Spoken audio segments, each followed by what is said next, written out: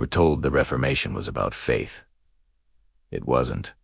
It was about money. For 1,000 years, the Catholic Church wasn't just a religion. It was the richest, most powerful financial institution in the world, ruling over souls and everything those souls owned.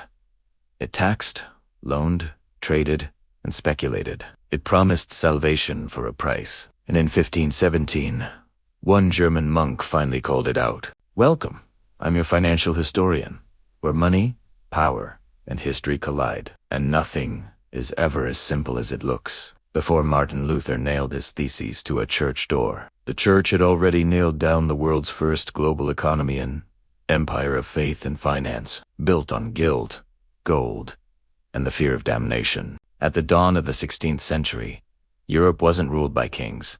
It was ruled by creditors in robes. The Catholic Church was the largest landowner on the continent. Its priests collected tithes like taxes. Its bishops acted like bankers, and its popes lived like emperors. Rome had become a machine that converted belief into revenue. Every stage of life was taxable. Baptism, marriage, death, even the afterlife came with a fee schedule. Indulgences, slips of parchment said to erase sins, became the church's most profitable product.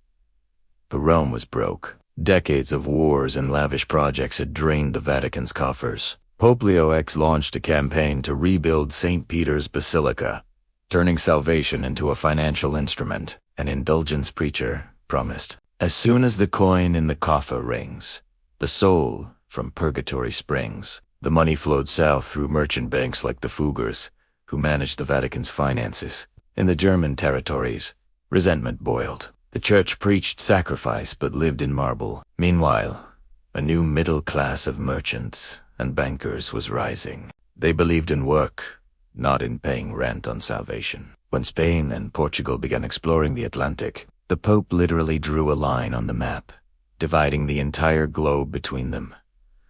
The rest of Europe was shut out. The Pope had just created the first global monopoly. In Wittenberg, a quiet scholar named Martin Luther saw this not as a moral failure, but as structural rot. On October 31st, 1517, Luther nailed his 95 Theses to the church door.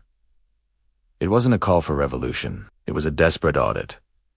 But thanks to the printing press, his message went viral. He accused the church of extorting the poor and turning faith into a business. When he declared that every man is his own priest, he didn't just decentralize theology. He decentralized the economy of belief. German princes saw their chance. Breaking from Rome meant keeping their wealth. No more papal taxes. They supported Luther not for doctrine, but for dividends. The Reformation spread because it was profitable. Across the Channel, King Henry VIII was watching. He wanted an annulment, not a reformation. But when the Pope refused, Henry realized the church wasn't just denying him a wife.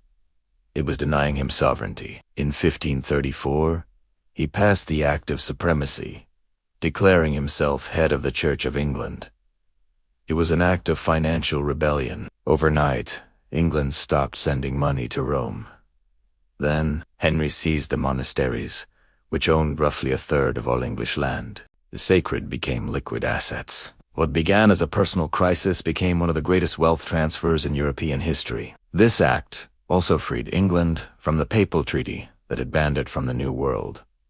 Within decades, England was raiding Spanish treasure ships and building colonies in North America. From Wittenberg to Westminster, the pattern was the same. Luther challenged the church's financial monopoly on guilt. Henry seized its political monopoly on faith. The Protestant North adopted a new moral code. Labor was sacred, thrift was honorable, and prosperity became proof of righteousness. The logic of indulgences didn't die. It evolved. Credit replaced confession. The printing press that spread Luther's theses now spread stock certificates. We simply traded one belief system for another. Faith in God became faith in money. The church demanded obedience through salvation. Markets demanded through scarcity. The Reformation didn't end the economy of faith. It secularized it. The Vatican's indulgences became government bonds. The tithe became taxation. Our confessor is now a credit score. 500 years later, the world still runs on this logic. Governments print money like indulgences, promising redemption through stimulus. We still kneel, not in pews, but at checkout counters and on trading apps. The Reformation wasn't about God.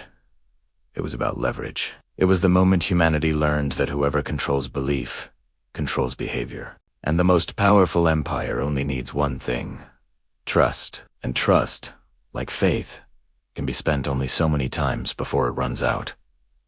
If this gave you a new perspective, hit subscribe. History has the answers. I'll show you where to look.